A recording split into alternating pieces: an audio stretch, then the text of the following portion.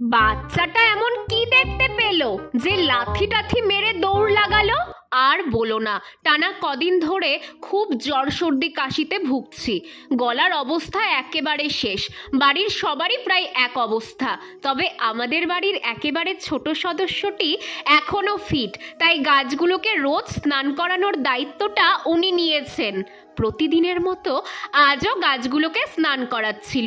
হঠাৎ কি এক জিনিস দেখতে পেয়ে টেনে আমাকে ছাদে নিয়ে এলো।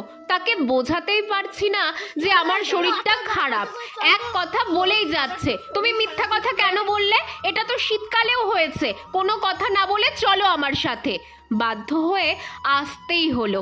আমার নিজের চোখকেই যে বিশ্বাস হচ্ছে না। একেবারে ডালপালার ভেতরে একটা ড্রাগন ফল পেকে লাল টুকটুকে হয়ে আছে। আমি তো জানতাম এই ফল গরমকালে হয়, কিন্তু এই শীতেও কি করে?